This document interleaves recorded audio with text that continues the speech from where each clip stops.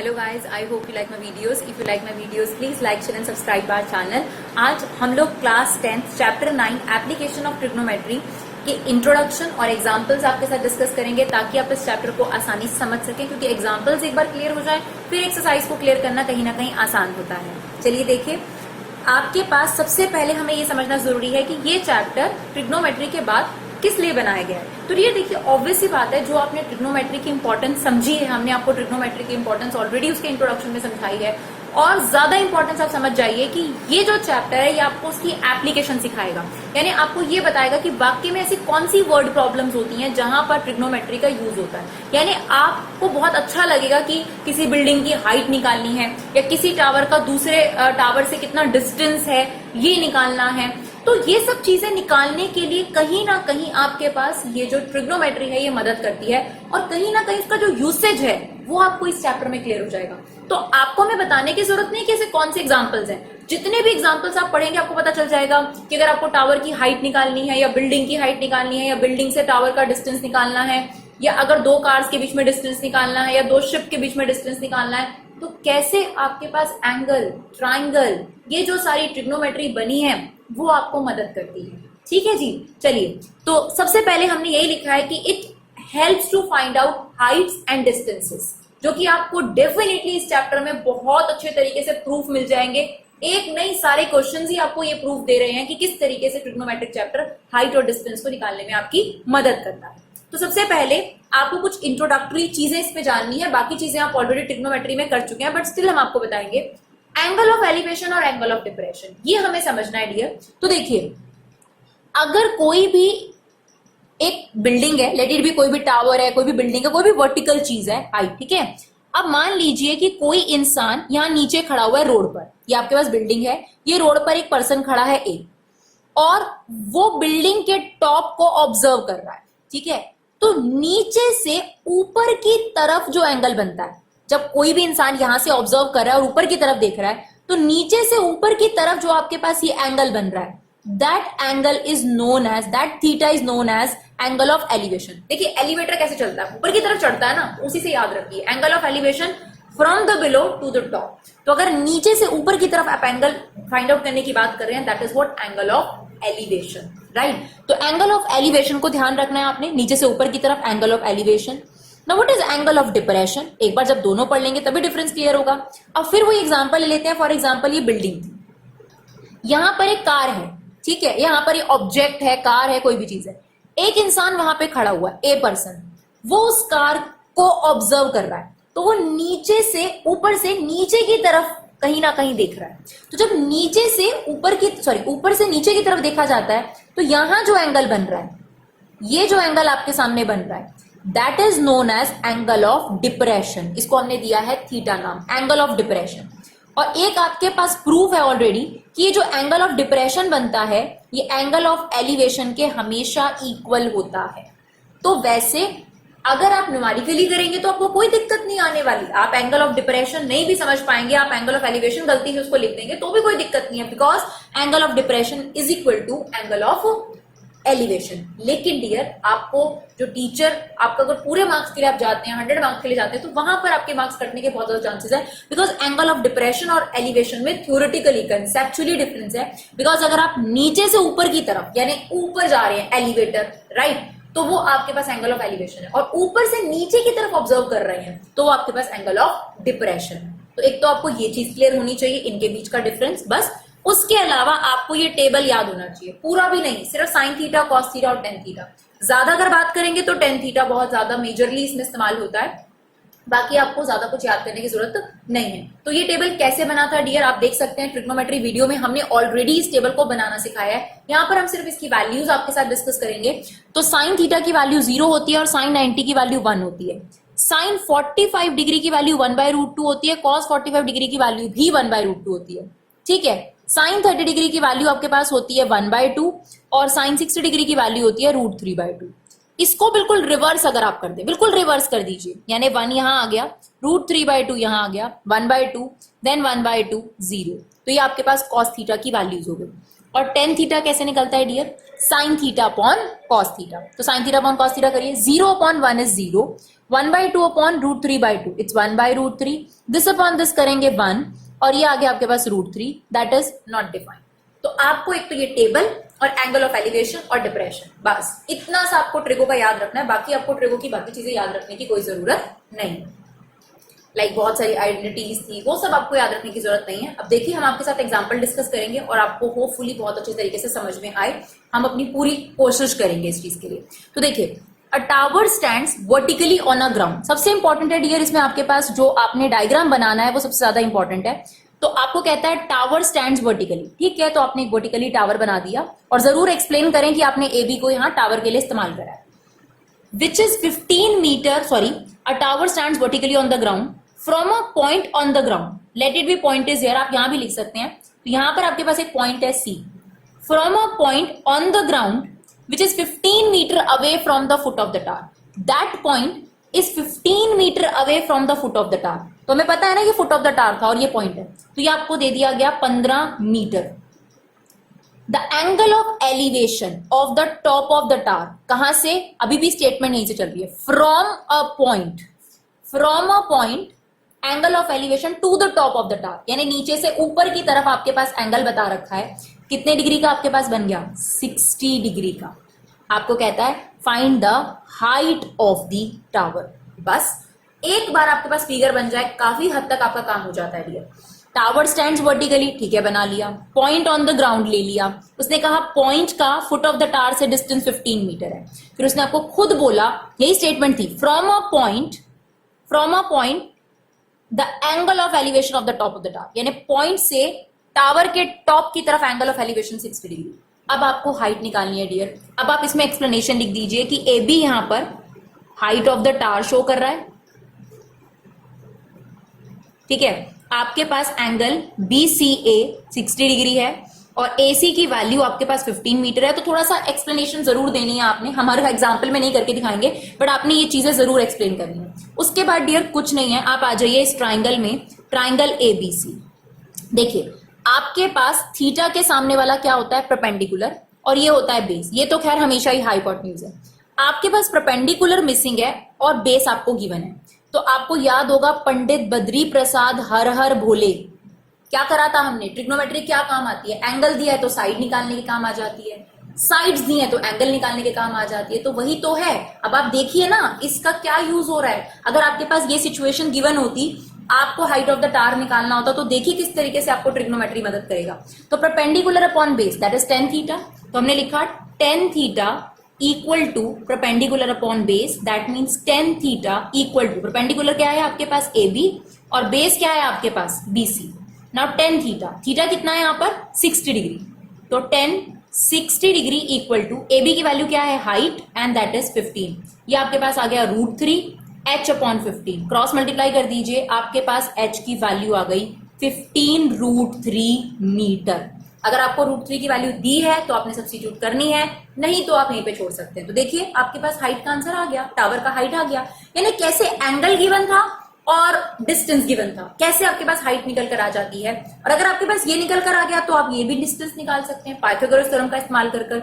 नहीं तो आपको ये भी दिखाएंगे कि कैसे इसका यूज होता है। तो ये तो अभी एग्जाम्पल 1 हुआ, थोड़ा बहुत शायद आपको क्लियर हुआ हो, और देखते हैं। चलिए अगले एग्जाम्पल की तरफ बढ़ते हैं।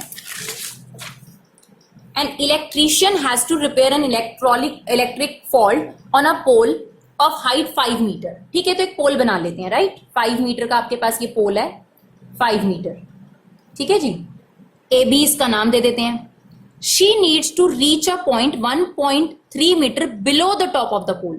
तो यहां से उसको 1.3 मीटर नीचे आना है। तो यहां से हमने D पॉइंट ले लिया, ठीक है, 1.3 मीटर बिलो।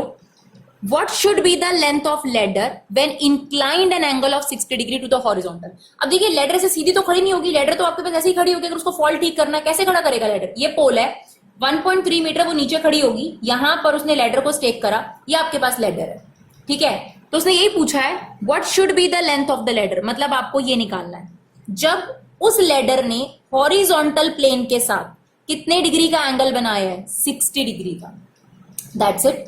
अब आपको क्या कहा गया था, एक तो आपसे कहा गया लेडर की लेंथ निकाल दो, आगे भी एक और क्वेश्चन है also how far from the foot of the pole from the foot of the ladder, this is your ladder, ladder का टॉप ये रहा, लैडर का फुट ये रहा, तो आपसे ये पूछा गया है इसके बीच का डिस्टेंस भी निकालिए। तो एक तो आपको x निकालना है, एक y। अब आप यहाँ पे जरूर एक्सप्लेन करेंगे AB is the length of the tower, ठीक है, which is 5 centimetre, BD is 1.3 centimetre metre sorry, और AE आपके पास डिस्टेंस है, ये आपने निकालना है, एंगल DAE। ये सारी एक्सप्लेनेशन आपने जरूर लिखनी है डियर, कि AB की वैल्यू है 5 metre, that is a height of the tower, BD is 1.3 metre and angle AED आपके पास है 60 डिग्री। आपको y और x ये दोनों चीजें जो है वो फाइंड आउट करनी है। तो ठीक है, सबसे पहले हम ये ले लेते हैं इन ट्राइंगल AED। देखिए आपके पास AB गिवन था 5 और ये आपको 1.3 गिवन है, तो आप ये निकाल सकते हैं, बड़े आराम से निकल जाएगा। 5 में से 1.3 को माइनस कर दीजिए, दैट इज 3.7, तो ये आपके पास आ गया 3.7 मीटर। नाउ अब आपके पास परपेंडिकुलर है, आपको बेस निकालना है tan theta.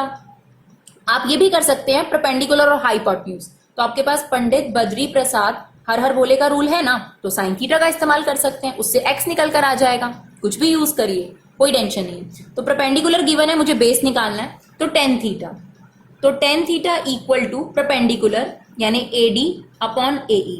Now theta is 60 degree, AD is 3.7, AE is y, tan 60 degree की वैल्यू √3, 3.7 y, ये y वहां चला गया और 3.7 अपॉन √3।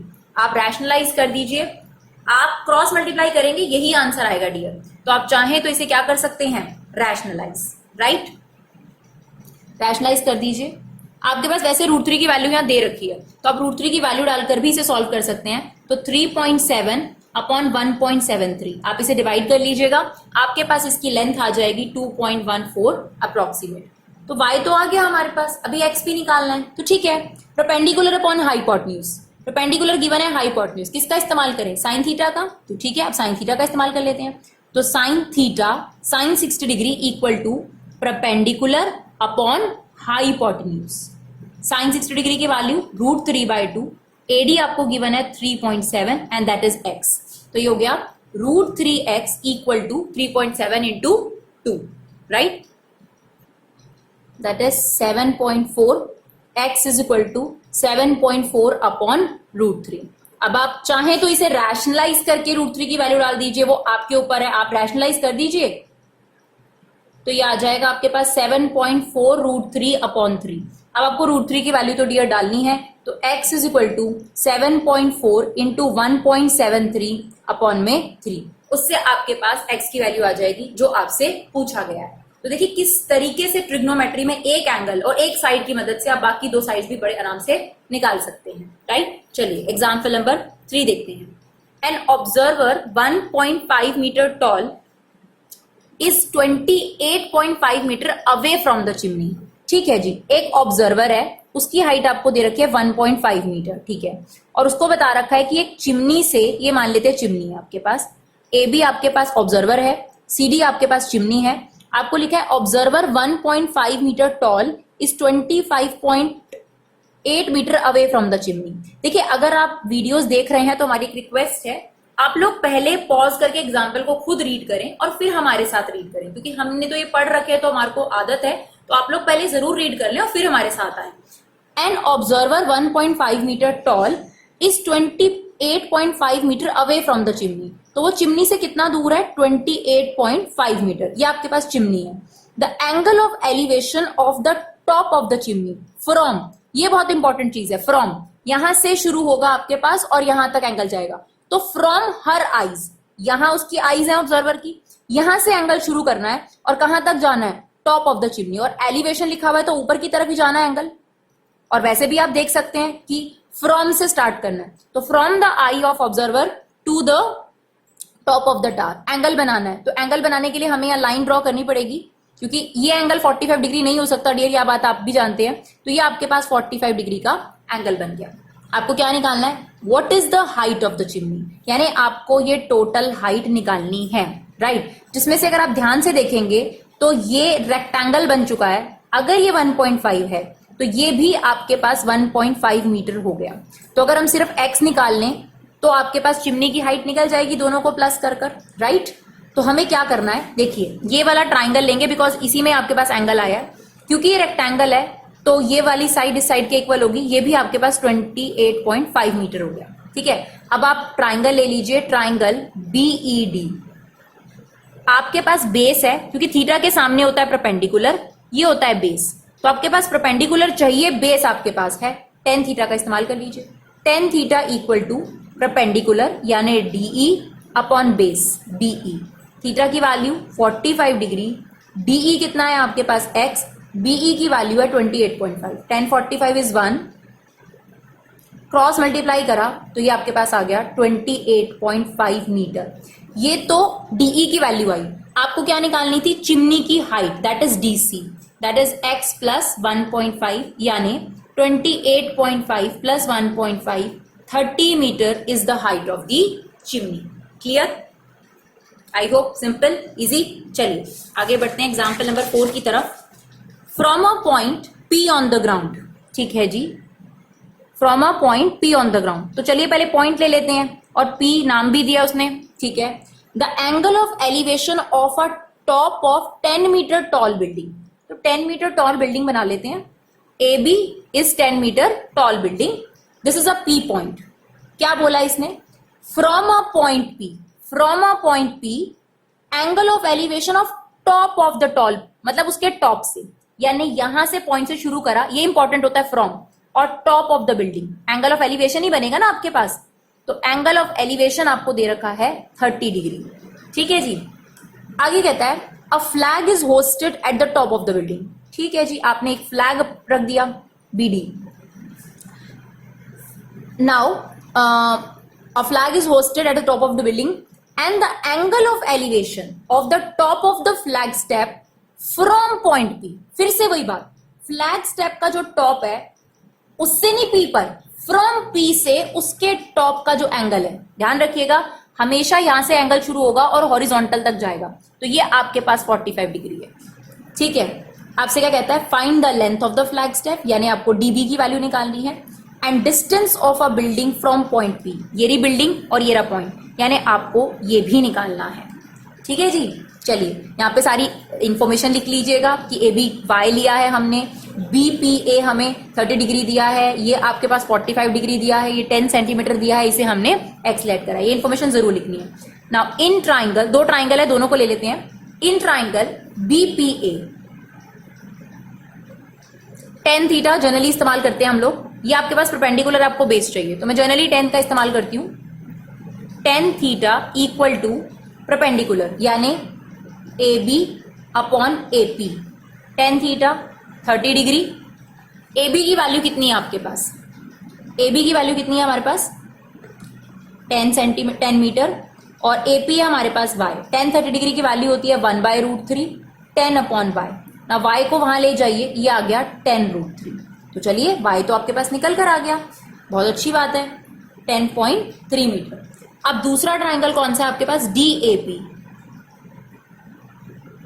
सेम 10, लेकिन इसमें कितना एंगल है, देखिए इसमें कितना एंगल है 45 डिग्री, तो 10 45 डिग्री परपेंडिकुलर, देखिए अब ये परपेंडिकुलर है, x प्लस 10 अपॉन में बेस इज y, 10 45 डिग्री की वैल्यू 1, आपके पास ऑलरेडी y की वैल्यू आ चुकी है 10√3, क्रॉस मल्टीप्लाई करो, ये हो गया 10√3 x प्लस 10, ये 10 यहां आकर माइनस हो गया, 10 कॉमन ले लीजिए, √3 minus 1 equal to x।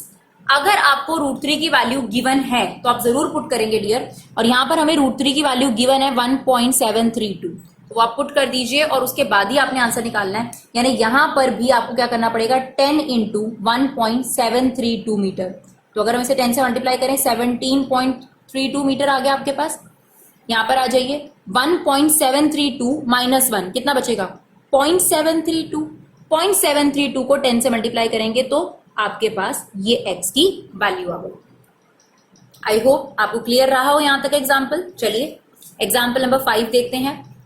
The shadow of the tower standing on a level ground, shadow तो ग्राउंड पे ही बनती है डियर हमारे पास,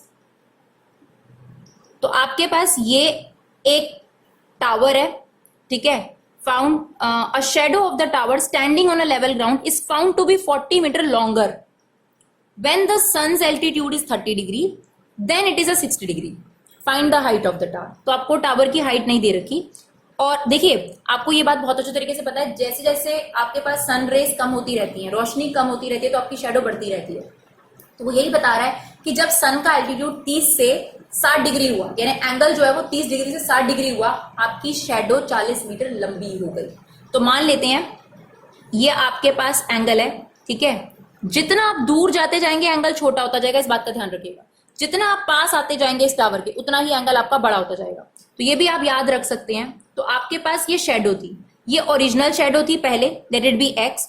फिर जो शेडो बनी, मतलब पहले आपके पास एसी शेडो थी इस टावर की, फिर जब एंगल आपके पास sorry then it is 60 degree, पहले आपके पास 60 डिग्री था एंगल, फिर जब आपके पास 30 डिग्री हुआ तब आपकी शेडो जो है वो और बड़ी हो गई। कितनी बड़ी हो गई? 40 मीटर लॉन्गर।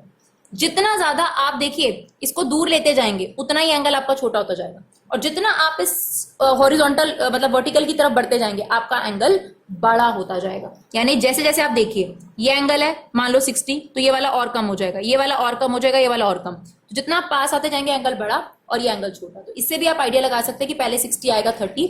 वैसे भी हमसे पढ़ने में भी गलती हुई है, क्योंकि इसमें लिखा है 40 मीटर लॉन्गर बना है शेडो जब आपके पास एल्टीट्यूड 30 डिग्री था, देन इट इज 60 डिग्री। मतलब इसके कंपैरिजन में पहले ये बना फिर ये बना, ये आपके पास सिनेरियो है। और आपको बतानी है हाइट ऑफ द टावर, ठीक है डियर। तो आपके पास दो ट्राइंगल्स हैं, दोनों ट्राइंगल्स हम सॉल्व करेंगे। तो सबसे पहले इन ट्राइंगल ABC, सेम ये दोनों मिसिंग है, परपेंडिकुलर और बेस, थीटा के सामने परपेंडिकुलर और ये बेस। तो tan theta equal to perpendicular upon base, theta की वैल्यू है 60 डिग्री, परपेंडिकुलर है h और ये है x, that is √3h upon x। √3x equal to h। छोड़ दीजिए, यहां पर घबराने की जरूरत नहीं है कि मेरी वैल्यू नहीं निकली, कोई बात नहीं। आप अपने बस वैल्यूज लगाते जाइए, ट्राइंगल लेते जाइए। दूसरा ट्राइंगल है BAD, tan थीटा सेम, तो मैंने यहां डायरेक्ट थीटा लिख दिया। परपेंडिकुलर क्या है हमारे पास? h, बेस ये पूरा इस ट्राइंगल के लिए, तो क्या हो जाएगा dear? x plus 40 degree. Now tan 30 degree की वैल्यू 1/√3, h की वैल्यू आपके पास ऑलरेडी है, ये सब्स्टिट्यूट कर दीजिए यहां पर, cross multiply, this is x plus 40, ये आपके पास हो गया 3x, ये x वहां जाके माइनस हो गया 2x, 20 आपके पास क्या निकल कर आ गई? 20 metre is the value of x। तो आपको क्या निकालना था? आपको तो हाइट निकालनी थी, x निकल कर आ गया, ठीक है, यहाँ पे पुट कर दीजिए। तो h की वैल्यू आ गई 20√3 मीटर, यही निकालना था आपको। अगर आपको √3 की वैल्यू दे रखी है तो जरूर पुट करिए, और नहीं दे रखी तो आप यहीं पर छोड़ सकते हैं। 20√3 इज योर आंसर। चलिए नेक्स्ट एग्जाम्पल की तरफ चलते हैं। Example number 6। हमारी यही कोशिश है कि हम आपके लिए छोटी छोटी वीडियोस ना बनाएं कि एक एक दो दो एग्जाम्पल्स के लिए, एक दो क्वेश्चंस के लिए आपको बार बार नई नई वीडियो सर्च करनी पड़े। कोशिश यही है कि एक साथ जो चीजें हम एक क्लास में समझा सकते हैं वही आप लोगों को समझाने की कोशिश कर रहे हैं। तो चलिए देखिए example number 6। The angle of depression of the top and bottom, angle of depression बताया था ऊपर से नीचे की तरफ, and the bottom of 8 metre tall building from the top of multi storey. आप खुद देखिए इसमें बड़ा कौन है।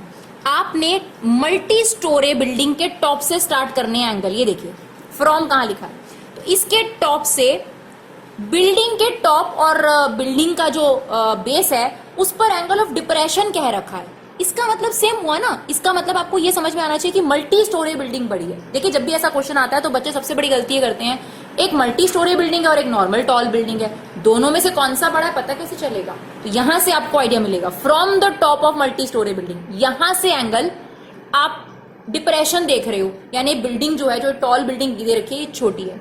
तो आपके पास मल्टी स्टोरी बिल्डिंग को हमने बना दिया CD, और जो आपके पास टॉल बिल्डिंग गिवन है वो है AB।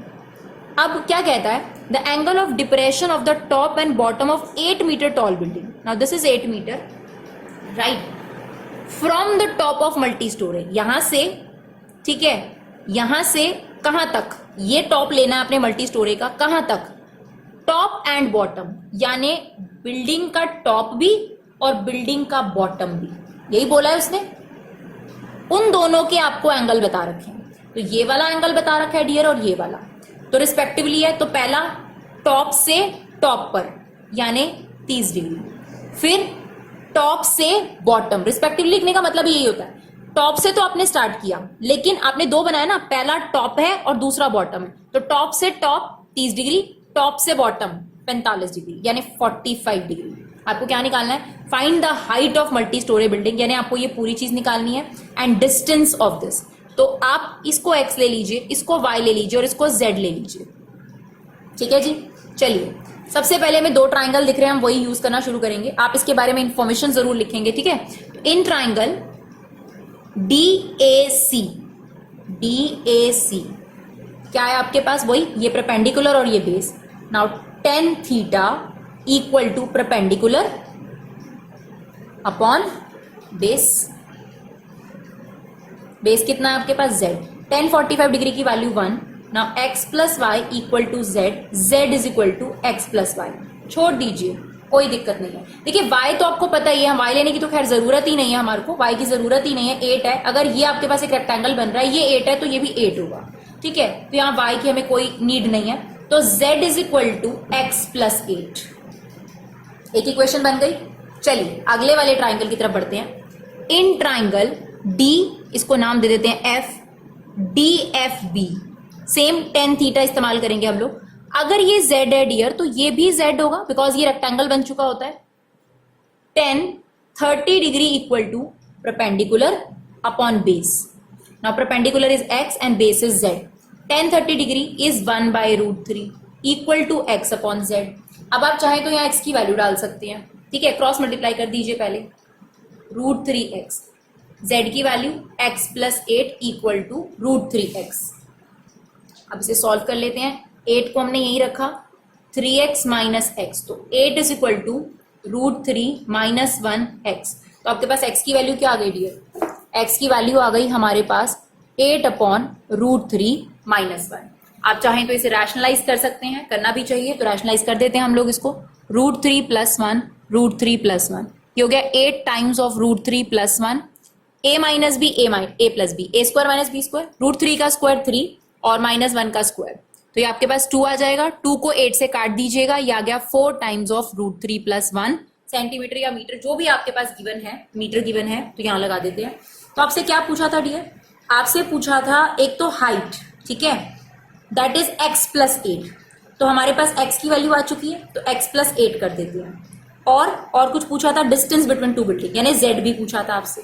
तो चलिए अगर हम बात करते हैं CD की, तो दैट इज x प्लस 8। तो x की वैल्यू आपके पास है 4√3 प्लस 4, और ये 8 तो प्लस करना ही करना है, तो क्या हो जाएगा 4√3 प्लस 12, ठीक है। फिर हमें z निकालना है जो कि डिस्टेंस है, z इज x प्लस 8। तो ये भी तो हाइट वाला ही चीज हो गई, x प्लस 8। तो हमने जो ये ऑलरेडी आंसर निकाला है वही आंसर इसका भी हो गया डियर आपका, ठीक है जी। चलिए लास्ट एग्जांपल है हमारा। From a point on a bridge across a river, the angle of depression of banks of opposite side. ये बहुत जरूरी वर्ड देखना है आपने, एंगल ऑफ डिप्रेशन। कहां से? From a point on the bridge, यानी आपके पास कहीं ना कहीं कोई ब्रिज है, ठीक है। ये ब्रिज है मान लीजिए, इस ब्रिज पर कोई पॉइंट आपका P है, ठीक है। अब angle of depression of the banks of opposite side of river. अब ये ब्रिज है, ब्रिज के नीचे ही आपके पास रिवर होगी, रिवर पे दो बैंक्स हैं आपके पास, ठीक है। यहाँ पर एक बैंक A ले लेते हैं, एक बैंक B ले लेते हैं। तो उसने आपको क्या बोला? उसने आपको यही बोला कि पॉइंट से इस बैंक की तरफ जो एंगल बन रहा है डिप्रेशन, और फ्रॉम दिस टू दिस, ये दोनों जो एंगल्स हैं वो आपको क्वेश्चन में गिवन है, that is 1 is 30 degree and 1 is 45 degree.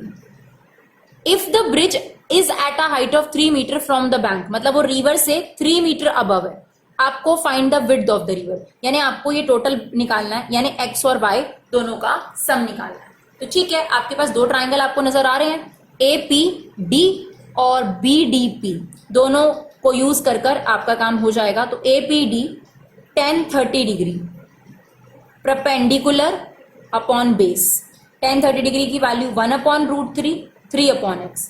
तो x आपके पास यहां आ गया 3√3 मीटर, आपके पास x की वैल्यू आ गई। In triangle PDB